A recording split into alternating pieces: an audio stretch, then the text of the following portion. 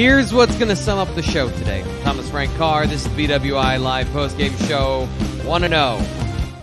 Well, technically, it's 2-0. Ryan P. says we are 2-0. Go Penn State. That's today. Welcome to the BWI Live Postgame Show. These are the games where... So I'm doing film analysis of Delaware Penn State during the game.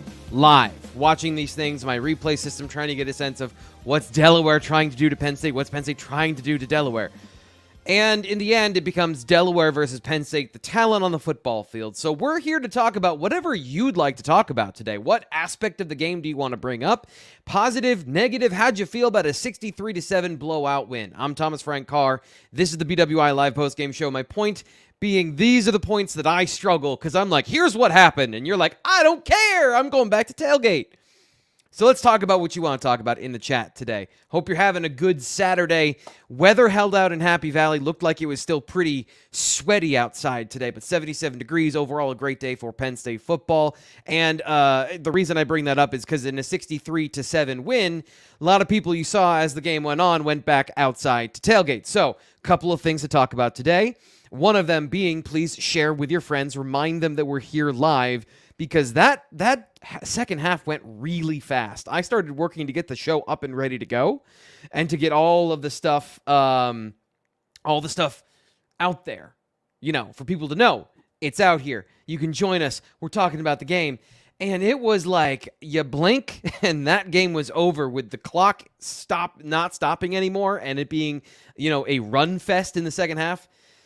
Whew, I cannot believe we're here live right now. So, Xander says freshmen were looking good. Yeah, I got a little bit of that. King Mack looked awesome. Elliott Washington, he looked pretty good as well. But, in the second half, Beau Pribula running the football, Beau Pribula passing for a touchdown. All those things look good. We can get all of those things here on the show. Don't know that I'll have my regular T. Frank insight into how those plays exactly happened. But they definitely looked good. They looked good all around. We'll talk about the run game today on the show, how things went down. Alex Kinney asks a question here, and I'm not going to answer him. Kaytron Allen, NIL issues, real or nah? I'm not going to say NIL, so nah. Nah. But if I could give the side eye,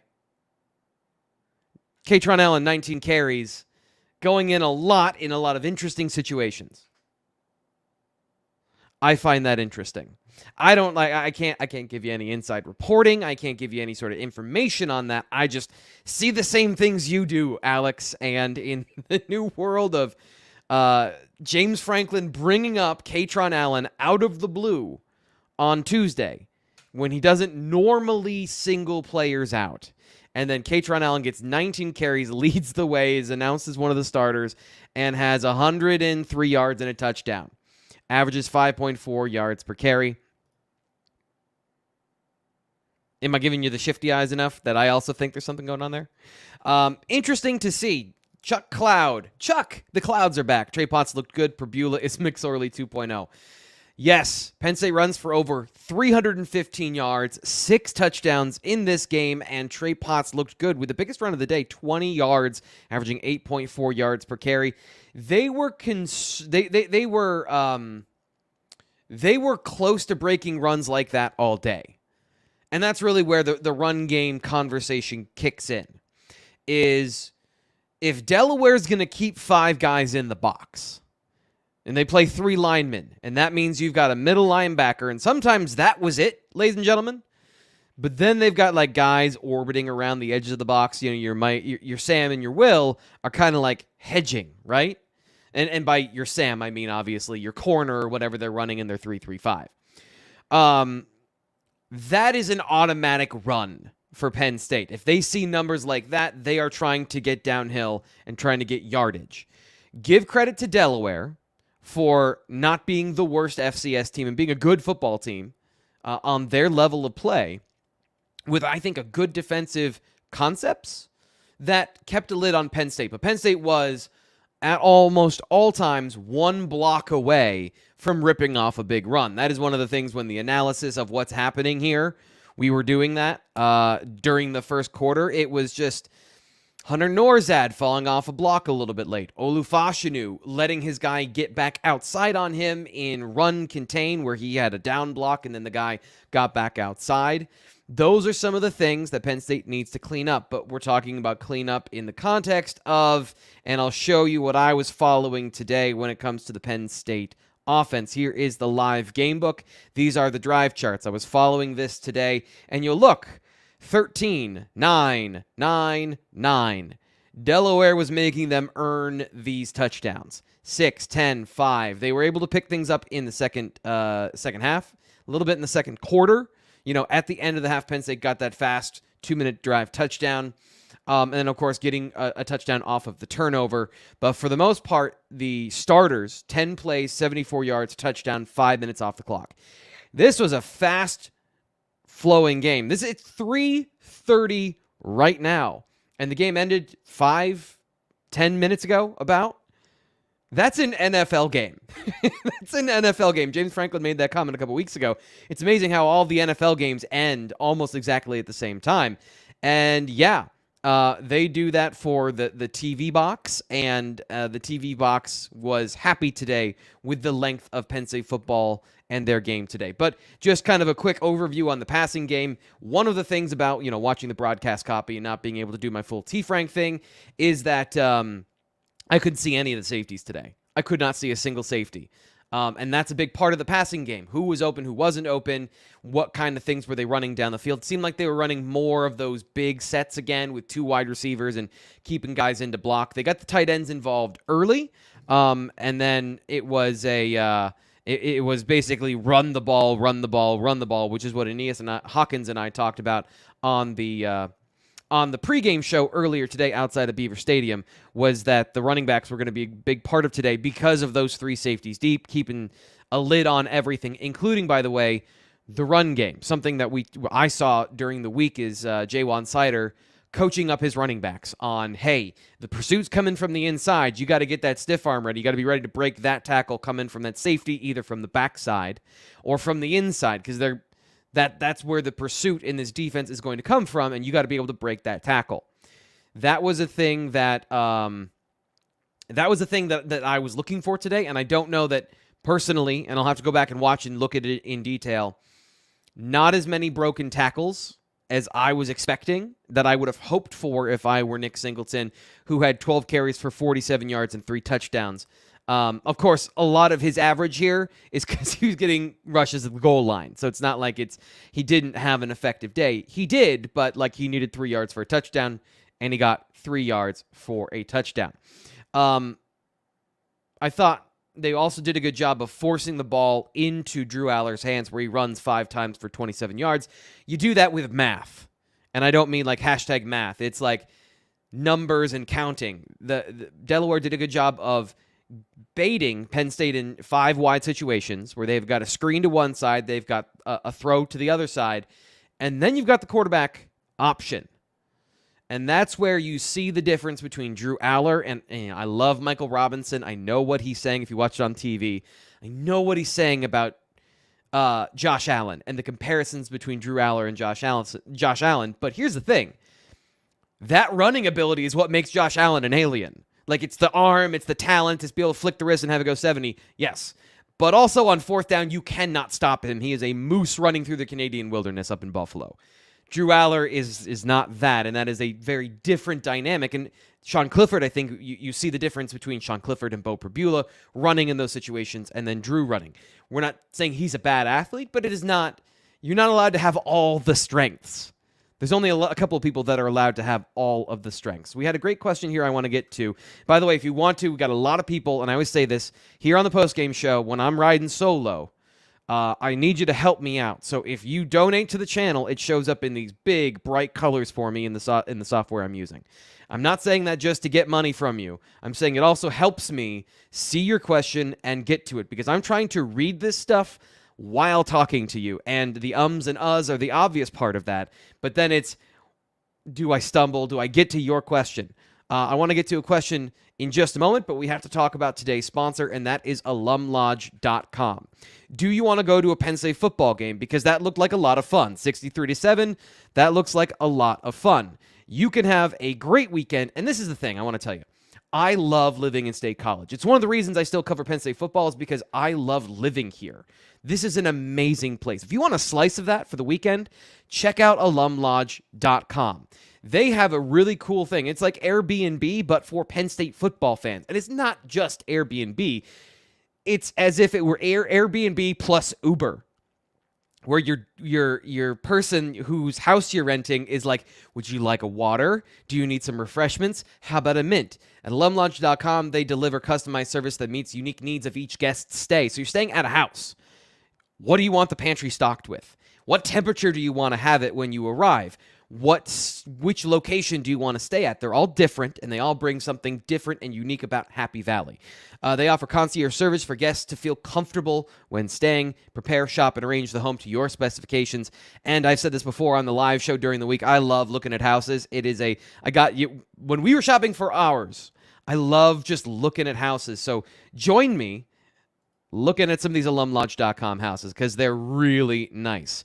We've shown this, the Village, Park Forest, and of course they have one a little bit farther outside. I believe this one is not in quite Bellefonte, but it is a little bit farther away, but literally it's a horse ranch. So you can check out, you see this lovely place. You can play cornhole on Friday night, get in a little bit early, and you've got a full weekend of fun and relaxation for Penn State football games. And again, they will make sure that it's all done up to your specifications. So go to alumlodge.com, reserve your stay today. These are booked, by the way, in some locations until October. So you got to get in now. Use promo code BWI to receive 10% off your booking. Promo code BWI for 10% off. Call 814-424-3266. Last thing I'll say before we get back to the football talk is please like and share the video so we can talk about this with a bunch of people. I understand it's Delaware. Most people are tailgating or on to the next thing. But we'd like to have a good conversation, good crowd today. Got a great crowd so far. Let's, as Penn State wants to, roll this one up 63-7 on the rest of the internet. Recharged Family says, do you wish they would have tried a couple field goals on fourth down today? Yes. Yes, I do. I think Sanders Sahaydak in that situation, you wanted to give them him the opportunity for redemption. I was surprised, mildly, that James Franklin went for the fourth down where they were in field goal range. I don't think it's necessarily, in this situation, it is not doesn't say anything to me about Sanders Sahaydak, despite what you might think, because I agree. I would think that James Franklin would want to get him work in that situation, but it's more to the point is they want to run their fourth down plays. This is, as you saw today, 63-7. They scored on almost every single possession with the starters in except for one. I don't want to say glorified scrimmage because those are players playing their heart out and they can tackle the quarterback, so it is not a scrimmage. But Penn State had an obvious advantage where they can work on situations. They worked on situational football before halftime. So I think the fourth down, that's an area where they want to work on this. Boast cards. Did you read that right? Boast cards. Are you concerned with how little Beau Pribula passed the ball? Wouldn't it be nice to see him throw a few more? He did throw a touchdown. No. I'm not surprised by that. I'm not concerned by that. He went 3 for 5 for 22 yards and a touchdown. Now, like I admitted at the top of the show, I did not see in-depth the fourth quarter because I was getting the show ready, trying to make sure we were all gussied up for the internet. But what I did see is James Franklin trying to not run the score up on his opponent. That's why you run Beau Pribula 8 times for 46 yards. And by the way, they're not necessarily running Beau Pribula intentionally. This is the difference, and this is the nature of, Michael Robinson said on the broadcast, a running quarterback sees things differently. He's wanting to keep the ball in read option situations. So if they call a read option and Delaware defends it in a certain way, he's keeping the ball. He's not giving it to the running back. That's what he's supposed to do. Sometimes quarterbacks don't do it anyway. But if you've got an athlete like Pribula that wants to keep the ball, then yes, he's going to keep the football, and that's why they're going to run him. If it had been a straight run call on every single play, you wouldn't have seen Beau Pribula run the football. You would have seen Trey Potts or Tank Smith run the football. Interesting as well that we saw Tyler Holsworth and Tank Smith in this game. We did not see the freshman running back. So Penn State still trying to hold on to those red shirts for those guys. We got through 2 games. We haven't seen either of them. I wouldn't expect to see London Montgomery pretty much at all this year, as he's still getting himself back into shape after his injury. I'm amazed he's on, playing and was in training camp performing. And then Cam Wallace, they obviously want to save him in case there's something at the end of the season where they need him in certain situations, maybe before kick return or something like that. Jason Nauman here, always with his thumbs up. Appreciate you, Jason. Getting through some of your comments. Gary N says, right tackle struggled in pass protection again. I'm going to have to go back through and look at that. Penn State overall was not great in pass protection, but this is a situation where coming into the game, we said on the tailgate show, Delaware's defense is aggressive. They're going to bring guys from different locations, and I know that you're already saying, but T. Frank, it's Delaware. I understand, and I agree. They shouldn't have gotten as much pressure as they did, but I don't know it was exactly Caden Wallace. There was one play that he got olayed. Yes, and that's not good. You don't want to have that. But in the last 2 games, if that's the only one, I'm okay with, you gave up one pressure. But that's going back and having to look. I know that there were a couple of plays where Penn State either had the wrong call in pass protection or somebody's eyes were in the wrong situation. So that's going to be something in film review we check out of one of the areas, one of the wrinkles for this team of what was going on up front, what was going on with the passing game.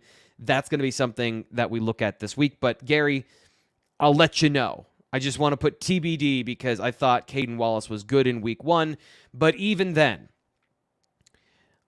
this is all a setup. The first 2 games are a setup for Illinois and for Iowa. Obviously, Delaware is not going to be the same competition as the next 2 opponents. So what don't we know about Caden Wallace? Has he really taken that step forward, or has it been an easier schedule? Again, if you want to get Gary N, by the way, thank you for your donation. I just saw this later. Great question to begin with, and you donated to the channel. Thank you very much. If anyone wants to get your questions on, like I said, I'm trying to read through these super fast and make sure we get your questions on. I'm not going to be able to read through all of this and get all of your questions on. Blue Jay comes in and says, Manny made 0 adjustments in the middle of that line. They still running around blocks rather than through them. This is something that, good point here, of the activity of the defensive front is a risk-reward thing. You are trying to open up big holes for your linebackers to run through. If you play, and this is something that came up a little bit last week, and I want to dig into this conversation a little bit more here about run defense for Penn State football and allowing that big play. I think it was Chris Gorky last week who asked about 2-gapping for defensive linemen, and is Penn State wrong for not 2-gapping? And I think that 2-gapping, by the way, is a 3-down defensive lineman strategy where you have one guy responsible for 2 gaps. It's your 325, 350-pound nose tackle who is just gloms on to blockers. That is absolutely not what Penn State does, and so there are different parts of this conversation. So I just want to that part and bringing that up and then explaining, I think, where we can go with this conversation about Penn State's defense. You don't have to run a 2-gap to have a defensive tackle absorbing double teams. 4-3 alignments like Penn State, where you have that nose tackle, you have that 3 technique. You can have a guy whose primary assignment is taking on and defeating double teams. And Penn State, it's not your decision if you're getting double teamed as a defensive lineman. That's what the offense is dictating with their run scheme. And depending on who you are and where you are in the alignment, you're going to get a double team eventually. With the way Penn State moves their defensive tackles, they're trying to defeat the scheme with their movement instead of absorbing it and letting guys make plays. Hakeem Beamon had a great play today where he forced the ball into the backfield, and I believe denied Dennis Sutton was able to get a tackle, or maybe it was one of the linebackers, because he split a double team. He was in his gap, and he split that double team, and he made a play by staying home. And this is the conversation about the defensive line, is Manny Diaz is going to move guys around. They're going to get into different gaps than where they started. So it's almost like, don't even worry about where they align pre-snap. It's going to be different. But when you do that, you're asking for your linebackers to adjust. Now, when it's Abdul Carter, we saw him struggle to do that a little bit in week 1. He was much better today. I believe he led the defense in tackles today. And they were barely on the field because they kept getting 3 and outs. Yeah, he had 3 solo tackles, so a much better job from him today. It also gives the opportunity for a guy like Zane Durant to get 4 tackles as well, because if you move and split those double teams, then you can get those tackles for loss and penetration plays. Penn State got 7 of them on the day, but it didn't really feel like it, because early in the game, they didn't get a whole lot of them. They just got tackles for a short game. And, of course, then you have the long run for the touchdown. And this is the part that I've been talking around and not talking directly about, but when you've got Devon Elise slanting across the face of the nose tackle, or the center, excuse me, as the nose tackle, and you want Tyler Elsdon to fill that gap, he can't take any missteps. He has to be in the hole. He has to be square in there because he doesn't have the length and speed to make up for him bouncing too far into the play side. That's what happened. Now, the secondary, I have to see where the secondary was aligned. It looked like KJ Winston was following the motion player, pulling him out of his safety responsibility. So then it's the corner or the other safety that have to make that tackle and not give up a touchdown. But it's not just Tyler Elsdon. Tyler Elsdon is part, we are going to talk about that. We are going to acknowledge that was his play to make. But he's put in a situation by the scheme to make that play. And that's a part of the conversation here as well. So that's how that play broke down, is like the defensive line was washing things away to give the linebackers that gap. And to get even farther into this play, sorry to get even deeper on it, they had a motion player post-snap, it's called a split block or a peel block, I believe it was, on inside zone, where the tight end is going across the formation, and linebackers are trained to follow that guy. And when you take those 2 steps, Delaware's play worked. Tyler Elsdon, he was targeted, and they got their assignment. So that's the conversation around the 1 touchdown for Delaware today. And it's something that Penn State does give up these big plays. We saw it last year against top teams where they gave up big plays because you've got to be in your gap, and Penn State doesn't have any of those guys to just maul offensive linemen. They're going to win through athleticism and strength at the point of attack when they outflank their opponent. But there is a conversation we can have of, should they play straight up more? Should they be in their gap and play with less motion? Because hitting a moving target is hard, and you're already doing that when you are the defensive lineman. Now you're moving on top of all of that. And I think we got to some of the questions here in the chat. Gaps happen. Gap happens, says P. Chris. Yeah, I think that's a great point.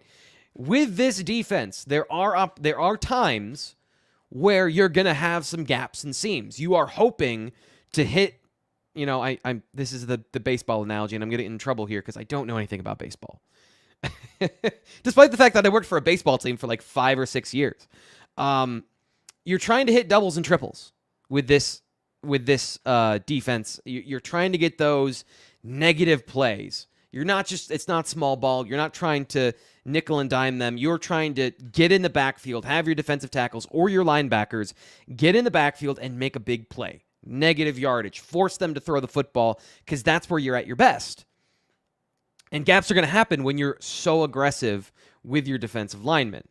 So now that we have ground this down into a halt, talking about literally one play, because it's the one play we have to talk about, where Penn State's defense did something, I don't want to say did something interesting, because they had 1, 2, 3, 4, 5, 6 3-and-outs, and 1 3-and-out that was killed by a penalty on 4th down on the punt. So they had basically 7 3-and-outs, which is why coming into the show today, I'm like, what do we have to talk about with the defense? And I think that's the point.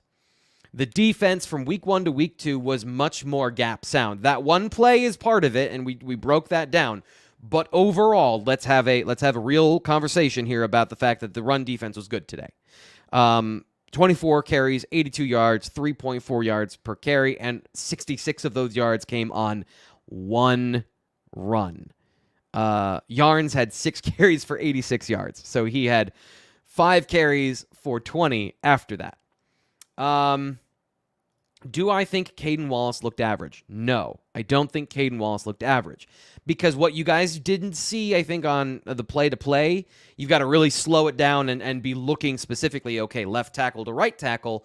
You didn't see him tossing dudes out of the club. He's supposed to get a gap, and he's supposed to what's called down block on a guy and then open things up for the outside of him, a running lane outside of him. And he had some monster movement, as he should, against guys that were 260 pounds or so.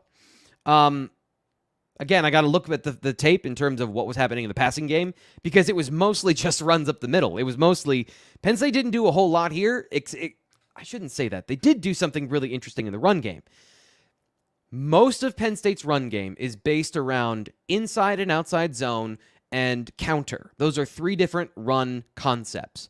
Today, they folded in power, which is one blocker pulling to the front side of the play, which sounds like it's not a whole big difference from two blockers to one blocker, and it's in the same family, but to do another thing on top of all the stuff they've done, I think that this is the point that I made last September when they had that big blowout win over Auburn, is they're putting things on tape that you have to account for in multiple different levels. They can run man, they can run counter, they can run power, they can run inside zone.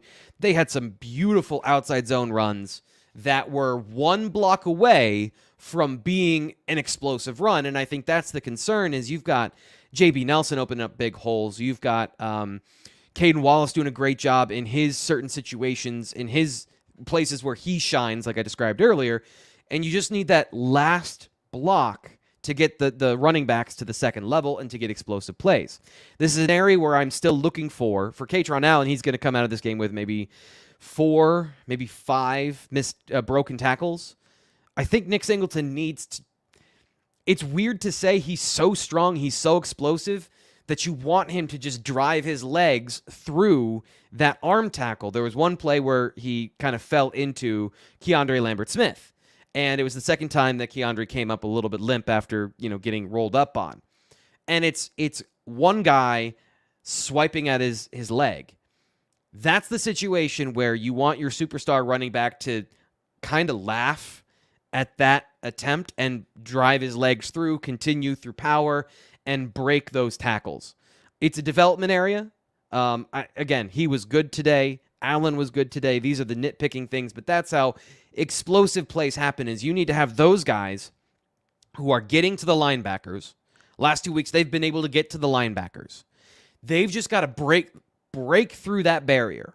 And part of this is, again, the Delaware defense and the West Virginia defense are designed that you can get 7 yards, okay, but you're not getting a 25, 52-yard touchdown. We're not going to play with 8 men in the box and let you break one tackle, and then you've got an angle on the safety.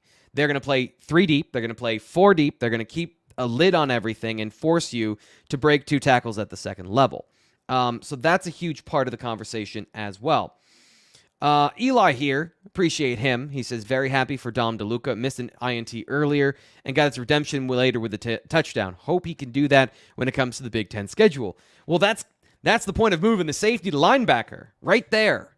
Those instincts to jump the route. It's one thing for the linebacker to be in his zone and to maybe do some preventative defense. It's another, and DeLuca has this going all the way back to the blue-white game, not this past spring, but the spring before, where he intercepted Drew Allar, I think, twice in that game, in that scrimmage, I should say. It was a glorified practice without all the offensive linemen, if you remember that one. Dom DeLuca had what would have been a pick 6 in that situation as well. So he's got the instincts.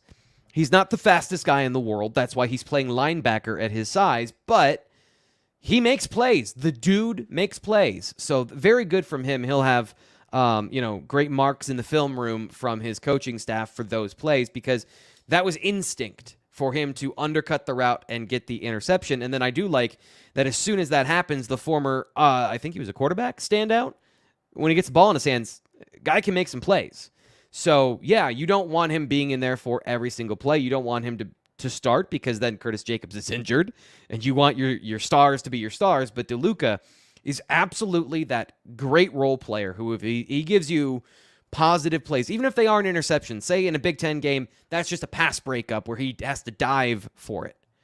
he's capable of giving you those plays as well. So they have good role players. Think of, Bryce Effner on the offensive line. Talked about him earlier today, so he's top of mind, of a guy who I wouldn't say you wanted him to start, but you absolutely want him on your team because he knows how to play the game and he'll show up in big moments. And if you ask too much of him, you'll get what you get. But he absolutely is a guy that you want to have on your team. Any questions here in the chat? We're going through some of the things from Penn State football in their massive win, 63-7 over Delaware. I haven't made a single joke about Delaware today from, oh no, I'm forgetting the name of that movie, Live on Air with Mike Myers. Anyway, somebody put it in the chat. You know the one I'm talking about, especially if you were born in the 80s. The thing that I want to get to now, after that brain fart, is the tight ends. This is 2 games in a row. The tight ends were awesome at run blocking. So, again, they didn't show up in the stat sheet as much in terms of receptions. You had, where are we here? Theo Johnson, 2 catches for 14 yards, and Tyler Warren did have 6 catches, only 37 yards, but 6 catches and a touchdown. Used a whole lot on those play-action bootlegs that literally every football team from Pop Warner all the way on up uses. He was the flat guy in all of those play-action boots where you're reading half the field. He did a great job in those areas, including catching a touchdown on... I thought this moment was interesting. If I could describe to you one of the moments in the game that made me laugh, that it's like, okay, this is kind of a scrimmage for both teams. Delaware's aggressive. They send a lot of players. They sent 7 at one point. And Trey Wallace is one-on-one against a player in the slot and pass interference. So Penn State gets the ball on the 1-yard line. Both teams run literally the same play the next play. 7 come, Tyler Warren instead of Trey Wallace in the slot, bigger target, touchdown. That made me laugh a little bit watching that particular situation happen. Wayne's World, thank you. Oh my goodness, it's the pressure of the moment, Mr. Principal. I for the most part today, I've done pretty well under pressure, I want to say. But that moment, absolutely blanked on that. Yes, Wayne's World. I haven't made a single Delaware joke from Wayne's World. So the tight ends, as run blockers, getting back to my point before the point that I just made, a sub point, we might call that one. Great run blocking today. This is going to be a real strength for Penn State football as long as the offensive line continues to do what they've done. Because your offensive line has to lead the way as run blockers. You can't have elite tight ends run blocking and still have a great rushing attack. Having the two work together and do a very good job together, that's where you get a really good running attack. And Theo Johnson, again, doing a lot of the dirty work this year. I thought maybe he would be a player of the year for Penn State, being explosive, using him down the middle of the football field. But so far, no deep targets I can remember for Theo Johnson. I don't know how many deep routes he's run, but he's doing his work as a run blocker. He's doing a great job, and not every play he's going to win, and not every play is going to be what I'm describing to you. But as long as he's getting the majority of them, where he's getting real movement and action in the run game, he and Tyler Warren are doing a great job through 2 weeks against a small defense to make them look small. So that's a huge benefit for Penn State football to go into the game in Big Ten schedule with 2 really good run blockers in tow. The tests are going to get harder, so they've got to continue to do what they've been doing, which is to grind on people. They have hate using all of these words because they're always the catchphrases for hashtag old school football. But it's true, like their effort throughout the run play, maybe it isn't perfect, but they still are driving guys out of position and opening up those big holes. If you noticed, where Penn State was running today, in the first half especially, they're running to the strength of the formation. A lot of times what you do is, especially in college, like 50% of all runs are inside zone, which is to the opposite side from your tight end. And Penn State just said, no, we're going to run behind our tight ends today. Thank you. And they got touchdown after first down conversion after third down conversion. And that's another area where Penn State third down conversions got to look here in the comparisons for the first half and the second half, because obviously they punted a little more in the second half. But in the second quarter, Penn State on third down was 2 of 3. They missed 1. They were 3 of 4 in the first quarter. So doing a very good job through the first half. They were 71% on third down, as they should be. They weren't in as many tough third down situations. There were some situations where they were in long yardage. I remember there was the roughing the passer penalty where they got 1 on penalty. But for the most part, they were converting those and they were getting those plays honest in terms of fourth down conversions. We saw the T formation. They played all the hits today and went 3 of 3 on fourth down, especially there in the second half. So Penn State plays 91 plays, 541 total yards of offense, 315 yards of rushing. This is a straight-up college box score. Are you excited? Are you excited, Penn State fans, for the conversation about Penn State playing exactly that way? There's a big conversation going on about NIL in the chat, and I'm not ignoring it, but I'm ignoring it. We did talk about that earlier in the show. We addressed that to the level we're going to address that. Talk That Trace comes in and says, compared to where we were last year and how frustrated we were with the lack of run game, we mean Penn State fans, I assume, and Penn State, we should be happy with how much that has improved with the addition of Allar and the third down conversions. Absolutely agree with that. That Penn State's run game is improved. Now, they are going to go up against a better test.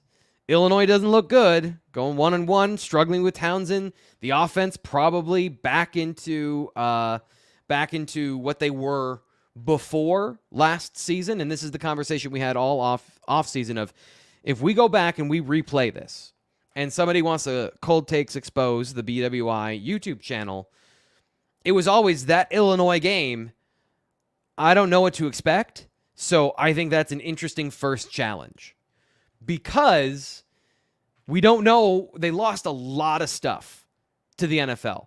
Running game, defense, secondary, and can Illinois reload? They still have some of their very good players, like the defensive line, very good. But you just don't know before a season, so you go off of your prior knowledge. Now, I feel very different. I think Penn State's first challenge probably is going to be Iowa. And then we got to go and watch that film. But that's going to be coming up this week over at BlueWhiteIllustrated.com. If you're enjoying the show right now, we have a great crowd. We're talking about a lot of great stuff here in the chat. Join the conversation at the Lions Den message board. Sign up for Blue White Illustrated right now, and you can get inside access to my film room. So some of these conversations that we're having here on the show, we can conclude them, and I can say, hey, by the way, Caden Wallace, yeah, you should be concerned, or no, you shouldn't be concerned about the way Caden Wallace played. When coaches say, like, I got to go watch the film, it's true. Like, there's 11 people doing individual things against 11 people doing individual things on a football field. You can't see everything all at once, so there might be some things that we have to clean up. And I do that in T. Frank's film room. We break things down. Hopefully we explain them in a way that everyone can understand, so we can make football accessible to the masses. We don't go into super duper detail, and we give you an idea of what happened and where they need to go in the future. Trying to manage this conversation, and this is always why reporters and people in my position, like, we try not to stoke these fires, because there's a lot of things going on behind the scenes that we don't know. We don't have all the inside access to. Now, I will say, Blue White Illustrated's guys, they do. Our insiders, they understand what's going on. They have a good lay of the land. But, you know, there's certain things you can report and certain things you can't report, and certain things that you don't have multiple sourcing, et cetera, et cetera, et cetera. I'm not trying to explain the boring parts, but, like, there's a lot of stuff going on that we can't or don't know about. And if there's a locker room problem, that's another thing, says Alex. But at least he doesn't seem like a head case talking about Kaytron Allen. This is where there is that understanding of what's going on versus what you perceive. And without equivocation, Kaytron Allen is an awesome, positive influence on this team. Squash any idea that Kaytron Allen is a malcontent or that he is doing anything behind the scenes to whine for the football. I can tell you that. I can say that Kaytron Allen, literally the graphic of this. It's him just smiling. That's his personality. That's the kind of kid he is. There's not anything you should take away from Kaytron Allen being the guy that gets the number of carries that he does. And that's, again, where maybe that was a mistake for me of being like, I find that interesting too. I don't ever want that to come across as there's a problem. It's just an interesting thing that we have to say, like, hey, this is modern football. There's a lot of plates in the air. We have evidence of James Franklin mentioning things. If you want to go back to our Thursday show for a more intricate and probably pointed, intelligent breakdown, Nate Bauer talked about this on Thursday in a better way than I can. So I just want to make you, I just and appreciate you understanding. I'm not saying that Alex was saying that. I'm saying he asked a question. A lot of this is going on in the chat that has a lot of feeling about everyone's feelings about NIL, right? Don't think that about Kaytron Allen. Don't think that about Nick Singleton. These guys are great teammates that work together. The only thing I've ever heard is how hard they work, how much they work together. So it's not that. It's just there's a lot of stuff going on in the modern era of football. And it's a delicate balance we play here on camera of not trying to ignore it and be like Penn State cheerleader-centric of there's no problems. I can't say that there's no problems throughout the roster because there's 125 kids. Absolutely, there are going to be some issues. But at the same time, I wouldn't say that this team that is 2-0 and won 63-7 has any sort of issue with that. So if we can talk about the game, get the conversation, any questions you have about what happened on the field, what you want to see from Penn State going forward, I think that's the best place to handle all of that so far. So Drew brings this up. I thought the Russians would be more strength to this defense, but so far they look average. This is another situation, Drew, where I agree with you on the surface level. You would think that Penn State would get more pressure, but teams know the game they're playing, right? They know they're going up against the Penn State defense. They know they're going up against Chop Robinson and Adisa Isaac and Denai Dennis Sutton, who, by the way, Denai Dennis Sutton took away an entire drive, not by himself, but he showed up pretty much the entire 3-play, 3-and-out series where he got a tackle for a loss and then took a dude and drove him into the lap of the quarterback to force an incompletion. So I wouldn't say that I would agree. The sacks, you would expect them there to be more, especially from the defensive ends. And I got to see, because a lot of times these sacks, they're just kind of like an obvious result of a play, and you don't like go, oh, wow, that was a straight third down win. But Zane Durant, Jalen Reed got sacks today. Jameel Lyons got one, and Zariah Fisher got one. So, yeah, the top guys not getting them, but they're also not given a lot of opportunities. The last two games, these two teams have quick strike passing attacks where they use screens, the run game, and a couple of designed deep passes so that you're not dropping back doing a full field read against this defense where you're spending 3 seconds in the pocket. Almost nobody is doing that right now against the Penn State defense. So they're not getting the same amount of opportunities. And when they are, they're getting chipped, they're getting double-teamed, they're getting a lot of attention, which, by the way, is resulting in the quarterback on a designed rollout where he's running into danger and having to run through the end zone to run away from Penn State's pass rushers. So it is creating opportunities for the defense outside of these guys getting sacks.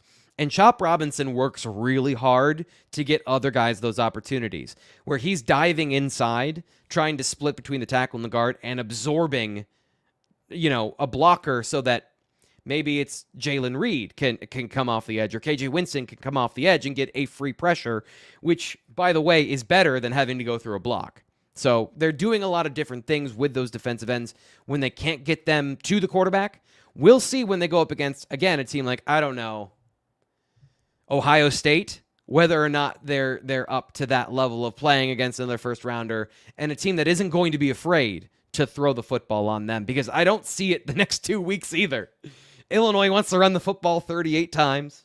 We're going to have a 2-hour football game if Penn State plays the way they did today. And we're going to have against Iowa, unless Penn State can explode that game early with the passing game, we're going to have more running in that game as well, because I imagine Iowa, they play a lot of zone coverage, the same thing every year. They're very good at it. They're going to invite you to run the ball because they've got a strong defensive line. So we're going to see lots of the top two running backs once again. So we'll find out. whether or not the defensive ends are going to be able to get to the quarterback the way we expect and the way that I've pumped up, especially Chop Robinson as a guy who's a first-round pick. And I just think his burst and explosiveness, his power through contact, it's showing up here and there, but he's just not getting a whole lot of chances to get in there and actually get a good quality rush on the quarterback. Last part of that, we'll move on to the next question, is you would also like to see him win, those immediate wins to get an immediate sack and pressure where there isn't an opportunity for anything else. Chuck asks, looks like, nope, this is the one I wanted here from David. Says, is Fashanu injured or just taken out to get more experience for Drew Shelton and Javen Williams? This was a conversation I was having during the second quarter. Again, at the Blue White Illustrated message board, we answered this question in the middle of the game. And that's another great reason to sign up is I was looking and I went back and I watched the replay. And as far as I know from what I saw, he blocked a dude on a touchdown run and seemed fine. And then Drew Shelton played the rest of the game or the rest of the second quarter. So the next drives in the second half or in the second quarter, Drew Shelton took over. So my guess is that it was experience. You wanted to get Javen Williams in the third quarter. You wanted to get Drew Shelton as many, snaps in the second quarter as well. They've talked about him as a co-starter on this offense. And if he's going to play his natural position of left tackle, you do have to take Olu out at some point. And Olu doesn't have anything to prove here. I will say he does have some work to do as a run blocker. I think that's still an area he can improve this year and the area of growth I'm looking for. But as a pass protector, I'm not necessarily looking at him for the next couple of for this game or last game in terms of like he needs to prove anything as a pass blocker. You'll see that coming up. Alex asks, curious, after 2 games, what do you think are the biggest question marks that need to get answered for this to be a special season? Well, I think the one about Caden Wallace. Want to give him all the credit in the world for having just one obvious gaffe as a pass protector so far. But that right side pass protection is something that I still think that's going to be what's one of the biggest question marks. We've seen a little bit of shakiness from the interior in their pass protection and keeping Drew Allar upright and not having to avoid pressure. And then not to feed into this, but then the defensive line. And again, it's not just all about the size. It's about the plan this year seems to move them all around and use that athleticism to cause problems. Are they going to find that they can play straight up more and they can do that more selectively, and therefore I think maybe those extreme movement plays where you've got one side of the line doing one line game, the other side of the line doing another, and the linebackers filling in the gaps after that? Do they find that they can do less and do more as the season goes on? Do they trust those guys to play straight up? I think that it's going to stay that way. So this is going to be a dance all year long. The other thing I would say, so there's a couple of things that I would say, not question marks, but we just haven't seen the Penn State secondary tested. There's been a couple communication errors where guys have been open. They need to get those cleaned up. This has been a good, long ramp up for this team especially at that situation against an offense like West Virginia that was going to run the ball a lot, test the areas up front they need to be tested, and those guys on the backside with communication can get things worked on. I literally am talking about one play that I saw specifically where there was a communication issue today. One play is not a big deal, but they haven't been tested at all. So is anyone going to throw out Kalen King? Is anyone going to let him play football this year? It's not like they need to be a question. It's just something we haven't seen this year of, okay, how's this going to go in 2023? It's your boy, YT. He's here. He's my boy, apparently. And he is, because he's here on the Blue White Illustrated YouTube postgame show. You feeling confident that Penn State will be able to beat Ohio State, or is it too early to tell? It's too early for me to tell you specifically, in my opinion, because my opinion is based on me watching Ohio State. I have not watched them yet, because I spent so much of my time watching Penn State that I need to get into the film of Ohio State and, the other teams on the schedule, which hopefully we can do this week over at BlueWhiteIllustrated.com. Michael asks, do you think Drew is the best QB since Kerry Collins? I do. And that is not to say Trace McSorley wasn't a great quarterback, but if you're saying best quarterback since Kerry Collins, yeah, because the talent level is different. And not just that it's higher, and I think it's no disrespect to Trace McSorley to say that it is higher. It's also different where Trace is that new age hybrid quarterback, and Drew Allar is a guy that wins from the pocket, which the running game from the quarterback, and I want to make sure I say this properly. The running game from the quarterback is absolutely a backbreaker for a defense. It is a part of the modern football game, and I don't think you should take it out of it or you should discredit it. But quarterback comes down to throwing the football.